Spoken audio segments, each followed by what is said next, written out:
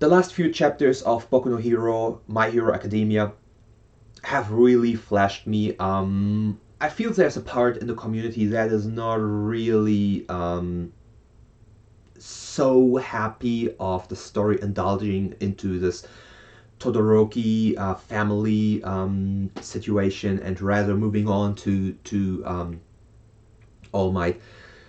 Um,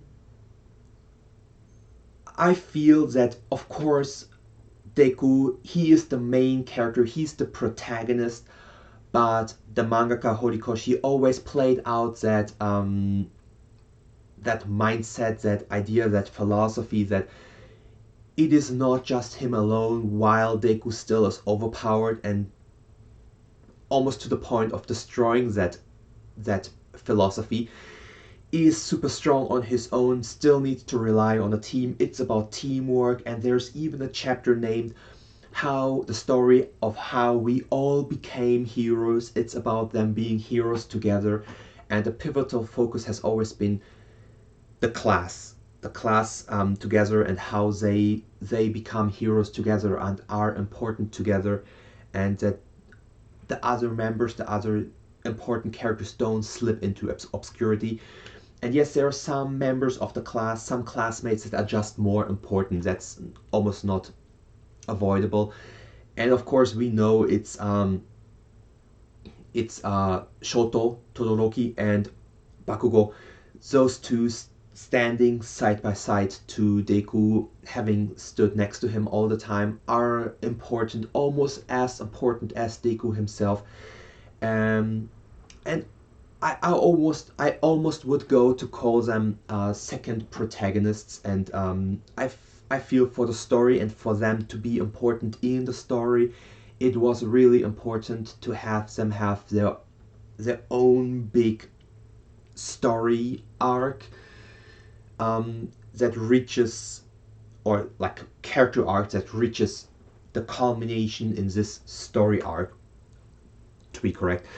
And for Shoto Todoroki to be important, and for his story to be important, and for him to transcend in terms of character, personality, I think it's good we have this drawn out family issue, this confrontation with Dabi, aka Toya Todoroki.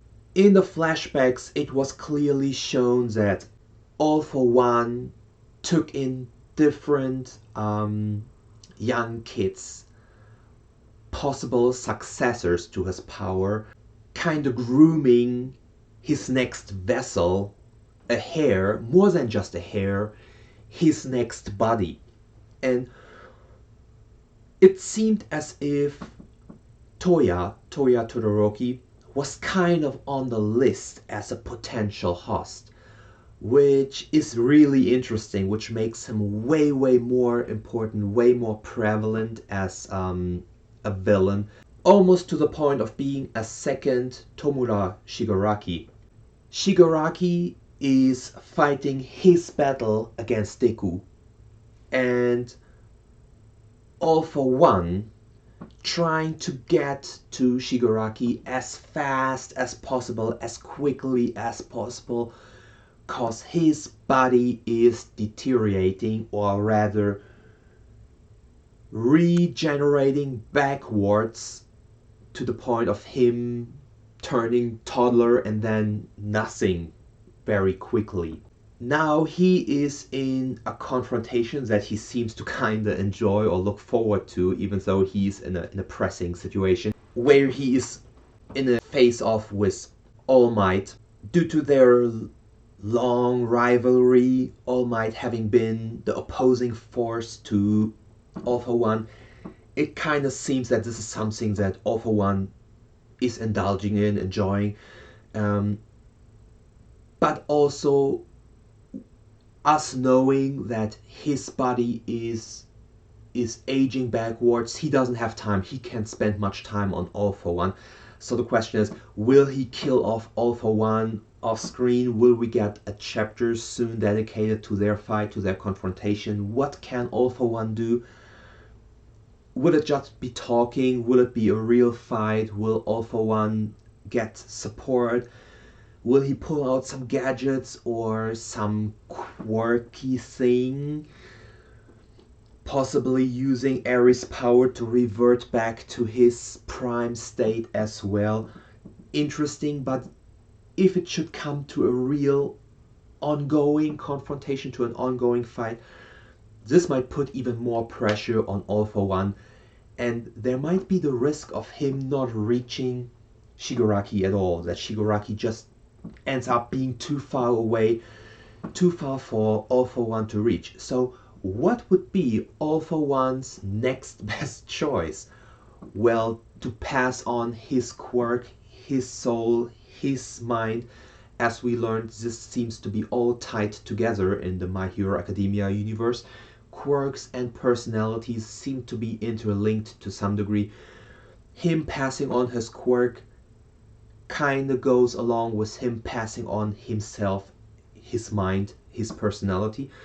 So whom could he pass on his quirk to? Some random hero, some All Might. I think he would want to choose at least a strong character, a strong individual, someone he thought originally to be a suitable or possible vessel to house himself. And this is where I theorize it ties back, it goes full circle to the flashback of Dabi / Toya Todoroki. I believe he might turn into the next All For One, giving Dabi / Toya Todoroki more important as a character, making him more pivotal, as he and that whole Todoroki family has been built up to be very important so long, and it would be kind of sad to see that just be resolved, finished up, wrapped up, and then okay, now we're done with it, now we can move on to Deku's story. Now that's history. For the sake of an interesting narrative, that this might be a development that the mangaka Horikoshi might pull, making Dabi, building him up as a pivotal character, showing all his anger, all his grief, all his emotion, all his rage, and that being qualities that All For One always also seemed to want to grow, want to establish, want to groom and instill into his future vassal, as we've seen with Shigaraki. That seems to be a character trait, a personality trait that once his personality shines through in the merger of quirks and the merger of personalities, that he seeks out, that he possibly feels benefits himself, drives him, gives him drive, makes him stronger, makes him more ferocious as a villain. That's it for my review and theory for the next few chapters. We'll see where the focus will shift, if it'll stay with the Todoroki family, shift to All Might. I predict we're gonna get 1 to 2 more chapters focused on the Todoroki situation, then a shift to All Might, and then possibly an in-between chapter or follow-up chapter on Deku Shigaraki, and ultimately moving to resolution. Thank you very much.